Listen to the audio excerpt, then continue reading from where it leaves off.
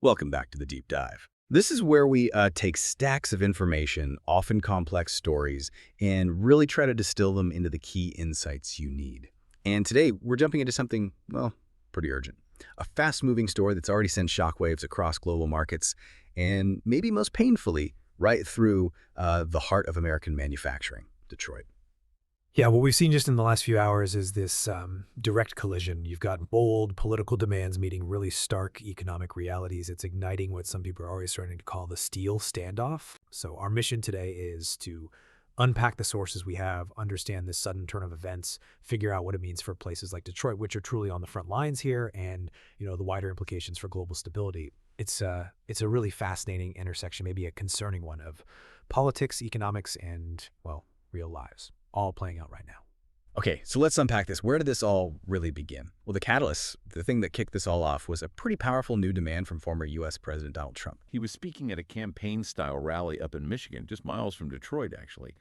And he basically unleashed this resounding call for a full-scale revival of the American steel industry. You can almost hear the crowd in the clips. He declared, "We built this country with American steel and we'll rebuild it the same way. No more cheap foreign garbage. We're bringing the jobs back." Strong words. And he didn't just talk. He outlined a plan demanding, 35% tariffs on imported steel? That's right. And an executive order, too, aiming to ban specific categories of Chinese and Indian steel. Right. And also calling for congressional emergency funding, basically to bail out struggling U.S. steel plants. Yeah, and the sources say the footage we've seen confirms it. The crowd just erupted, huge cheers. But what's really striking is how incredibly fast the other shoe dropped.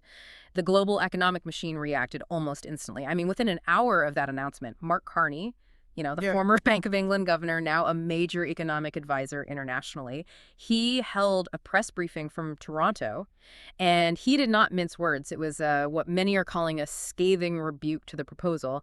He straight up called it economically reckless and globally destabilizing. Wow, economically reckless. Exactly. His message was really sharp, very direct. He said, this is not 1950. We live in an interconnected world. And then this phrase: weaponizing steel policy in this manner will only accelerate inflation, disrupt supply chains, and isolate the U.S. from its allies. Weaponizing steel policy. That is a strong phrase, is it? What exactly does he mean by that? And why would these actions, specifically accelerate inflation and mess up supply chains? It really is a strong phrase, and I think what he's getting at is using these trade tools, tariffs, import bans, not just for, say, economic protection, but as a direct political lever, almost like turning a basic commodity, steel, into a strategic weapon in, international relations. Okay. And when he talks about accelerating inflation, well, he's highlighting how bumping up the cost of a fundamental material like steel doesn't just stop there. Those costs, they flow downstream, right? They increase prices for everything that uses steel: cars, appliances, construction, and that eventually hits you, the consumer, in the wallet and supply chains. Well, you have to think of them as these incredibly intricate global webs. They're often built for just-in-time efficiency. So if you suddenly throw in high tariffs or outright bans on essential materials, you get immediate shortages, costs spike, big delays. It causes significant disruption, economic pain, basically. Makes sense. So yeah, his words, as you can imagine, they hit hard. Not just in Washington policy circles, but almost instantly, it seems, in Detroit. And it really does seem like Detroit is feeling that impact instantly. It's striking in our sources, this immediate, tangible fallout. It's not just, numbers on a stock ticker. It's on the ground in communities like Detroit. The city, which is so symbolic of American industry, is reportedly really struggling under the pressure already. It's kind of a stark illustration, isn't it? How these globalized just-in-time supply chains and the auto industry, designed for efficiency, become incredibly fragile. Exactly. Very vulnerable to sudden policy shifts like these potential tariffs. Yeah, we're seeing reports of factories actually halting production lines. Auto supply chains are choking up. And workers are, well, understandably, fearing massive layoffs again. The reports we're looking at detail how the big auto giants like Ford and GM rely really heavily on steel imports, particularly certain types. And with Trump's announcement just injecting this massive uncertainty into the market, at least 3 major manufacturing units in the Detroit area have reportedly paused operations temporarily. Just like that. Wow, 3 already. That's fast. Yeah. Supplier contracts are apparently frozen. Price quotes for steel are just skyrocketing. And some labor unions have already called for emergency talks, trying to prevent mass job losses. We heard directly from one parts manufacturer based there. He told our source, and this really hits home, "We barely survived COVID. We can't survive a steel war." Ooh, that really puts it in perspective. It does. This sudden jolt, it seems like it's reopened some really old wounds for a city that's fought so hard, for decades really, to claw its way back from economic ruin. And if we, zoom out a bit, connect this to the bigger picture, this isn't just a domestic story playing out in Michigan. Global markets are definitely watching, pretty nervously, I'd say. And the warnings are already flying. You mentioned Carney, but European and Canadian trade ministers, for instance, they didn't waste any time. They've warned that retaliatory tariffs could follow if the U.S. actually moves forward with these unilateral restrictions. Retaliation, okay. Right. Which could ignite a whole new transatlantic trade conflict, adding fuel to fires already simmering over things like tech regulations and agricultural We've goods. seen that playbook before. We have. And those disputes showed that economic pain can spread far beyond whatever the initial target sector was. That's quite the indictment from Carney and a serious warning from allies. But just looking at our sources again, are there strong counter-arguments? I mean, people who believe these kinds of protectionist policies can actually work, or maybe argue that Carney's view is too, globally focused and neglects national interests. There's clearly popular appeal for these America First type policies, right? Oh, absolutely. And it's really crucial here to understand the different perspectives. And just to be crystal clear for you listening, we're reporting what the sources say. We're not endorsing any particular viewpoint here. Right, important distinction. So on one side, you have supporters arguing that, look, Trump is finally doing what others were maybe too afraid to try. He's standing up for the working class, trying to revive the backbone of American manufacturing.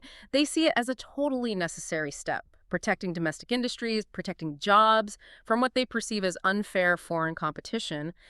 And that message, it resonates. It resonates deeply with a segment of the public who feel, left behind by globalization. Okay, that's one side. Then the other side, the critics, as you noted, they argue they use the phrase election year theater, meaning a move designed more for political applause lines and votes rather than based on sound, long-term economic strategy.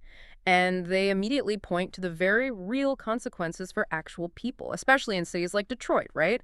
Where the price of what they call policy miscalculations gets paid in factory shutdowns and pink slips.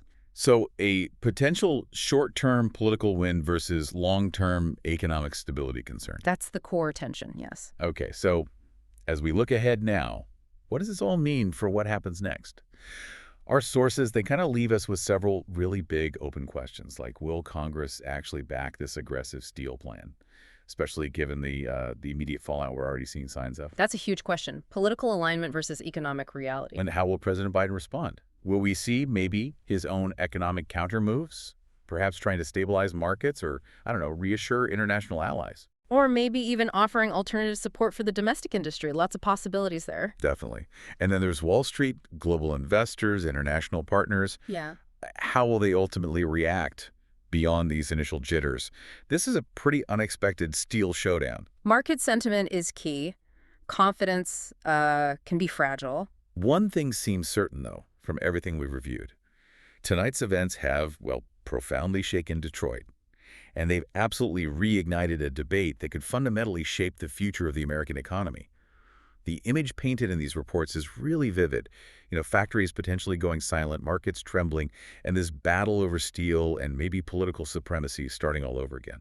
So this deep dive into the steel standoff, it's really shown us just how quickly these high-level policy announcements can echo, reverberate through global economies, and slam into local communities with staggering speed. It's a powerful reminder, isn't it, how interconnected everything is, even when the political rhetoric focuses purely on national industry. It really is. So maybe something for you to consider as you process all this.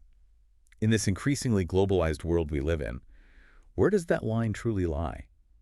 The line between pursuing national economic revival, which many people desire, and the potential risk of wider global destabilization. It's a tough balancing act. It is. And what does that balancing act mean for places like Detroit, which seem, right now anyway, to be caught directly in the crossfire? Definitely something to ponder as we continue to monitor this unfolding and pretty critical situation. Yes, thanks for watching. Stay updated with Global Scope 360. Thank you so much. Subscribe to my channel and click the bell icon.